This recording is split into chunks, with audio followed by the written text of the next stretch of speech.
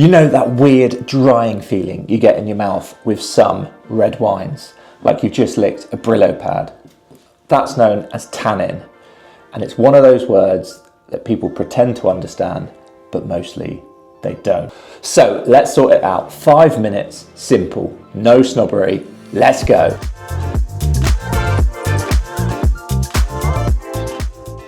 So Charlie, what the flock is tannin? So I like to think of tannin as nature's way of giving structure.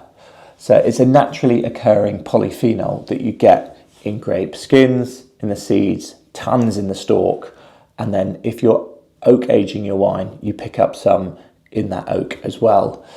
It's the bitter, dry stuff that gives wine grip in the mouth. The tannin is also present in another drink that is extremely close to us Brits' heart, and that is the good old cup of tea or a cup of rosy lee.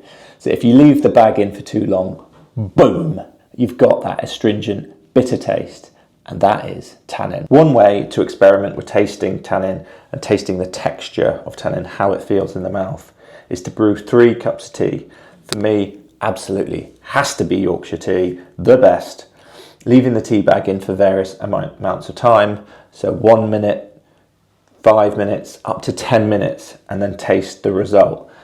That 10-minute brew will taste really bitter and astringent.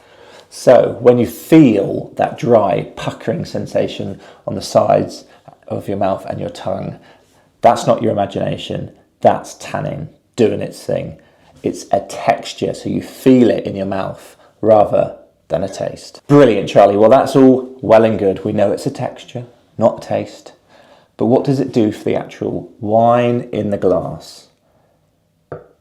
Tannin gives it shape. It's like a skeleton underneath the fruit and the alcohol. Without it, a red wine would kind of flop around. It would not be able to stand up straight. So all of that structure, that amazing structure that gives wine its skeleton, comes from the tough bits of the grape. So the skins, very important, the skins, and then the seeds and the stems as well. So the thicker the grape skin, the punchier the tannin. So thick skinned grape varieties like Cabernet Sauvignon and Nebbiolo and Syrah, think of them as the heavyweights of the wine world. And then thin skinned grape varieties with less tannin, think of the featherweights, so something like Pinot Noir and Gamay and Grenache, elegant and silky, doesn't have that grip. So Stein's top tip is if you're just getting into red wine or you don't like that mouth puckering astringent texture, then try those featherweight elegant wines, so the Pinot Noirs and the Gamays. They'll feel more silky and more smooth. Dark chocolate is another great example. There's bitterness, which is tannin again, but that bitterness delivers delicious balance to the chocolate. You might hear wine that say, oh, that red wine really needs some food. You can't drink it on your own. That's because tannin loves fat and protein. And that is why steak and your red wine are best of friends. It's because that tannin is softened by the protein, and also that tannin cuts through the fat. It's chemistry, but oh gosh, it's tasty chemistry.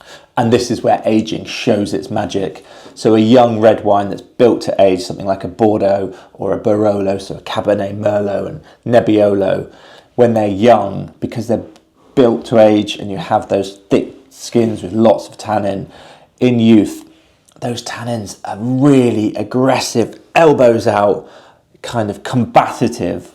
And then as the red wine ages, give it a few years and those tannins tend to soften off. The edge, that rough edge comes off, and then the texture kind of smooths out. It's like watching a moody teenager grow up and finally start to relax into his 30s. So when people say an old wine is smoother in age, they're not being pretentious, that's just chemistry at work. You've gone from sandpaper tannins to satin. So recap, so tannin equals texture, not flavour. It gives that grip, it makes a wine serious and structured, and some red wines absolutely need food and a little bit of age. So Next episode, we're on to my absolutely favourite component of wine, and that is acidity. That laser-like zap, that energy, that freshness. Gosh, I love acidity, so tune in for that.